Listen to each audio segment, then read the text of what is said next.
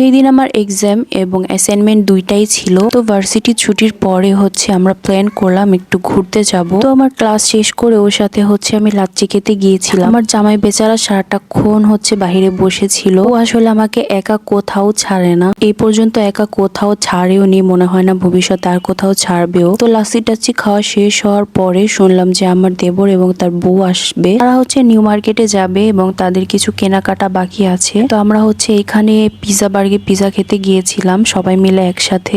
আর যেহেতু lunch time ছিল, ওদের দুই ভাইয়েরও ক্ষুধা পেয়ে গিয়েছিল। ওরা হচ্ছে ওইখানে প্লেটার নিয়েছিল আর আমরা দুইজনে কিছুই নেইনি। ওরা দুই ভাই হচ্ছে আমাদের সাথে শেয়ার করে খেয়েছে। যেহেতু আমরা পিজা খাবো তাই এই প্লেটারটা নেইনি। ও হ্যাঁ, আপনাদের তো বলাই হয়নি, এই ব্রাঞ্চটা হচ্ছে মিরপুরের ব্রাঞ্চ। এটা হচ্ছে তাদের সর্বপ্রথম প্রতিষ্ঠিত ব্রাঞ্চ। কিন্তু এই ব্রাঞ্চে গিয়ে আমরা অনেক বেশি ডিসঅ্যাপয়েন্টেড হয়েছি। আমাদের অলমোস্ট 2.5 ঘন্টার মতো ওয়েট করতে হয়েছে একটা বার্গারের জন্য। আমাদের প্রতি তাদের কোনো গ্রাহ্যই ছিল না। আমরা যে কাস্টমার, বিষয়টা মানতে তাদের কিছু স্টাফদের হয়তো বা খুবই সমস্যা হয়ে গিয়েছিল। তো যাই হোক, অন্যান্য ব্রাঞ্চে এমন কিছুই হয়নি। এই মিরপুর ব্রাঞ্চে গিয়ে আমাদের অনেক বড় একটা ধোকার মতো হয়ে গিয়েছে। তো যাই হোক, আমরা হচ্ছে একটু উদ্যানে গিয়েছিলাম। এই উদ্যানটা আমি অনেক আগেও কয়েকবার গিয়েছিলাম। তো চিন্তা করলাম যে এই উদ্যানে সবাই গিয়ে আর একটু হাঁটাচলা করে দেন বাসায় যাব।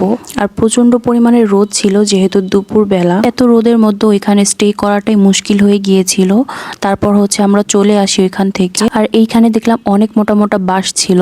এখানে 3 থেকে 4 জাতের বাঁশ ছিল। আর বাঁশগুলো দেখতেও সুন্দর ছিল, কিছু মানুষকে দিতে পারলে খুব ভালো লাগতো। পর ওইখান থেকে সরাসরি মেট্রো দিয়ে হচ্ছে আমরা নিউ মার্কেটে চলে আসি। মানে শাহবাগ নেমে ওইখান থেকে রিক্সা দিয়ে নিউ মার্কেট আসতে হয়। নিউ মার্কেটে মূলত আমার যা হচ্ছে কিছু কুকারিজ আইটেম কিনবে, তো এই জন্যই হচ্ছে আমাদের যাওয়া হয়েছে। আর ওই দিন হচ্ছে আমাদের অনেক বেশি ঘোরাঘুরি হয়েছিল, এর ফলে আমরা বাসায় গিয়ে সবাই টায়ার্ড হয়ে গিয়েছিলাম। এত বেশি ঘোরাঘুরির কারণে হচ্ছে সবারই ক্ষুধা পেয়ে যায় এবং ও হচ্ছে কিছু খাবার অর্ডার করে নিউ মার্কেটে। তো খাবারগুলো একদমই বাজে ছিল, একটু ভালো ছিল না। এখানকার খাবার আর কতটুকুই বা ভালো হবে এটা আশা করা যায়।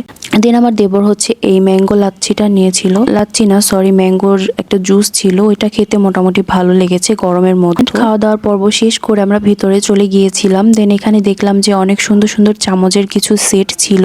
নিউ মার্কেটে আপনি অনেক ভালো ভালো জিনিসই পাবেন, কিন্তু প্রচুর পরিমাণে দাম রাখে ওইখানে। আপনার মার্কেটিং স্কিল অনেক বেশি ভালো হতে হবে, না হলে আপনি কোনো জিনিসই ভালো ন্যায্য দামে কিনতে পারবেন না। তারা হচ্ছে সবকিছুরই ওভার প্রাইস চায়। আর আমার পছন্দ হয়েছিল ক্রিস্টালের মধ্যে এই রেজিনের ওয়ালমেট গুলো। এক একটার দাম চেয়েছে 7,000 5,000 করে। তারপর হচ্ছে ঝাড়বাতির দোকানে গেলাম। এখানেও ঝাড়বাতি গুলো অনেক বেশি দাম চেয়েছে। নিউ মার্কেটে হচ্ছে অনেক বেশি কপি মাল বিক্রি করে, যেটা বুঝলাম এতদিন ঘুরে। তো দেখে শুনে অনেক বার্গেটিং করে এখান থেকে কিনতে হয়। তারা হচ্ছে গলা কাটার মতো দাম চায়, এত পরিমাণের দাম চায় আপনি শুনে অবাক হয়ে যাবেন। নরমালি একটা চামচের দাম হচ্ছে 600 থেকে 700 টাকা চাইবে, শুধু একটা সিঙ্গেল চামচের দাম। আর যদি সেট কিনতে যান তাহলে 3 থেকে 4,000 টাকা আপনার ওই চামচের উপরে গুনতে হবে। তো ওই দিন হচ্ছে আমাদের অনেক বার্গেটিং করে পণ্য কিনতে হয়েছে। জামাইও নাছোড়বান্দা কম না, সেও অনেক বেশি দামাদামি করতে পারে দোকানদারদের সাথে। অলমোস্ট একটা ডিনার সেটে প্রায় হচ্ছে 8 থেকে 10,000 টাকা কমিয়ে এনেছে।